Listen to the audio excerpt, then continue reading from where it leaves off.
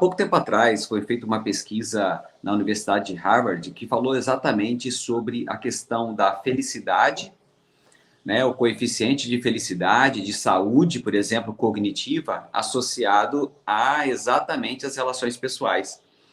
E nessa pesquisa diz que os nossos relacionamentos mais próximos, aqueles que dividem a vida com a gente por mais tempo, são aqueles que mais influenciam sobre a nossa qualidade de vida, incluindo aí também a nossa saúde mental, podemos dizer assim.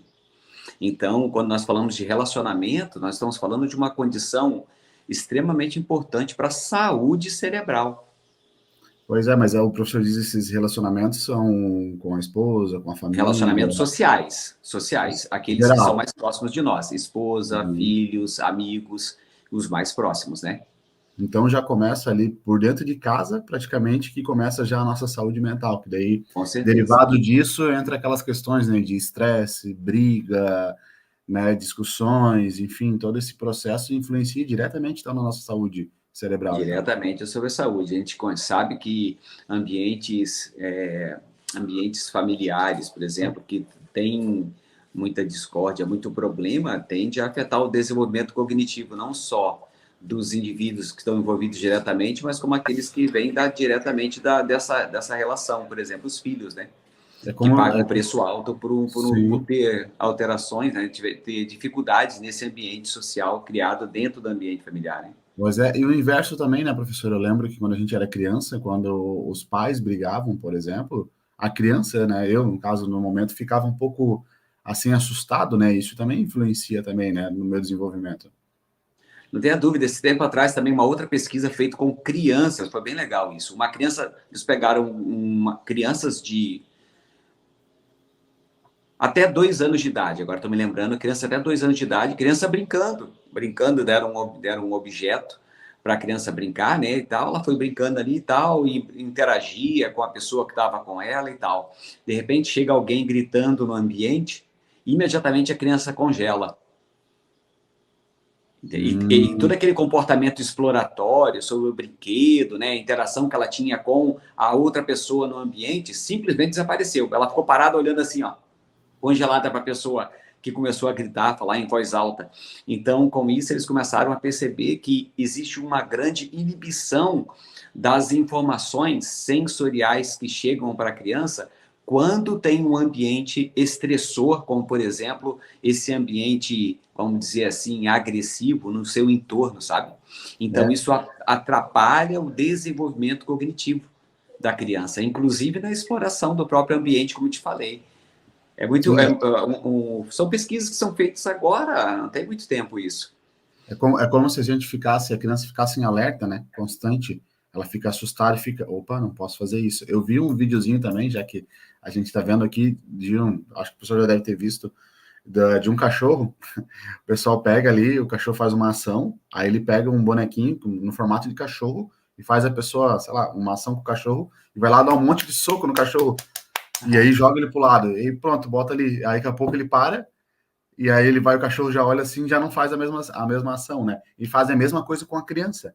Quando Sim. vai dar comida, aí fizeram um experimento e a criança também já, opa, vou comer, ele começa a comer normal, sabe? Mas isso Sim. pode gerar um trauma também, né, professor? Ali É porque o ambiente estressor acaba que, quando você tem um estímulo muito vigoroso do lado da criança, ela passa a prestar atenção naquilo que é mais, né, que chama mais atenção. E sim. dependendo, por exemplo, no caso do tom de voz, dependendo do tipo de interação mais agressiva que esse ambiente tem com a criança, acaba que simplesmente inibe qualquer interação com o meio. E daí Uhum. vem, se você parte do princípio que a criança, para aprender, depende dos estímulos do meio, se você provoca um estímulo extremamente agressor, que chama totalmente atenção, que leva ao medo, ao estresse, a criança para de aprender naquele momento. Tem Entendi. um efeito inibitório sobre o desenvolvimento cognitivo. Uhum. Mas o que acontece no cérebro dela, professor, nessa situação? Então, num primeiro momento, a atenção é voltada para esse estímulo que é mais vigoroso, primeira coisa. Uhum. E aí, baseado, por exemplo, nas expressões faciais, ou seja, a criança olha para a expressão facial da pessoa, uma expressão de raiva, ela começa a entender que aquele estímulo é um estímulo que não traz conforto.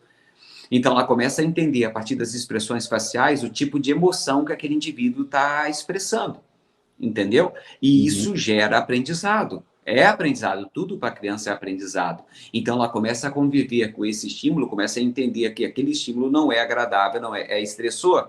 E à medida que isso acontece, você aumenta os níveis, por exemplo, de cortisol da criança.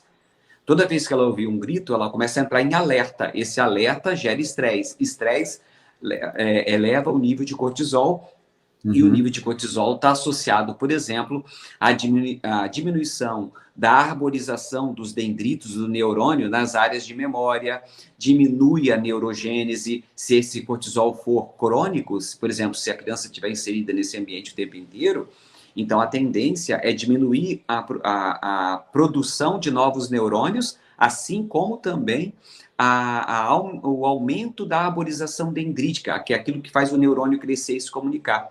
Então, diminui o número de neurônios, diminui a capacidade de conectividade, diminui memória. Olha só, é bem Nossa, dramático, né? é um prejuízo muito grande para uma ação, né? Porque quando tu fala de crônico, né, professor?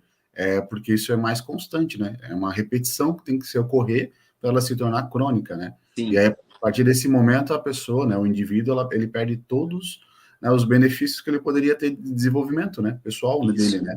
Então, E aí pensa, você vê, né, William, a partir a questão do ambiente, né? A questão do ecossistema. pois é, Em que ecossistema que a criança está inserido, né? Que tipo de estímulo está recebendo, que tipo de estímulo está sendo absorvido, né? Então, tudo isso tem impacto no desenvolvimento da criança. Desenvolvimento tem. em todos os aspectos, né? Uhum. Pois é, não, a gente fica olhando assim, acha que é normal, né, brigar, né, com um filho, brigar entre mulher e marido, enfim, só que tem que lembrar que tem outras pessoas, às vezes, nos assistindo, né, e é essas pessoas que sofrem, não a gente naquele momento, né, quem sofre são os indivíduos ao redor, e aí, por causa disso, pode atrapalhar no desenvolvimento dela. Então, fica aí a primeira dica já para uma saúde mental, para se rever, né, fazer aquela autoavaliação, que é o que a gente aprende dentro da metacognição. Para quem quiser também saber um pouco mais sobre metacognição, tem um link aqui abaixo do vídeo, para vocês ir lá, entrarem, conhecerem um pouco mais sobre o nosso trabalho. Isso, William, Professor, a gente está falando da criança especificamente, né? Mas o adulto é a mesma coisa. No ambiente de trabalho, por exemplo, né? muito agressivo, né? Onde, por exemplo, o patrão às vezes é muito agressivo na hora de pedir, na hora de solicitar, na hora de cobrar, isso pode trazer também uma série de prejuízos, né? Alguns Uhum. indivíduos podem sim vamos dizer assim, se desenvolver melhor em ambiente de estresse. Mas outras pessoas tendem a ficar inibidas, né? Ficar acuada exatamente por medo, por ansiedade que é gerado nesse tipo de ambiente. Então, muitas vezes, esse ambiente estressor não é só para criança o problema também é para alguns adultos que têm dificuldade de conviver com isso. Isso eu tenho um amigo, professor, que ele não consegue trabalhar em estresse, entendeu? Trabalhar com pressão, por exemplo. Mas daí eu acho que é mais qualificação de perfil. Mas em relação ao chefe, né? Pô, se tu for pegar essa situação específica, o cara chega tão ao nível de estresse dele mesmo que ele repassa isso para os funcionários que, consequentemente, eles vão ter um menor desempenho. Não um maior desempenho, é o inverso, né? Porque a pessoa tem que estar tranquila para poder trabalhar tranquilo. Né? Não digo que não tem que ter pressão, tem que ter cobrança, né? Metas, enfim, é outro processo. Mas sim o medo, né, do chefe, da bronca, do esporro, né? Em vez de ter esse consenso de. Hoje em dia está muito na moda, né, professor? Onde a gente faz essa autoajuda, né, essa autoavaliação, né, do processo e coloca vários processos ali para poder, né, a pessoa executar da melhor forma possível.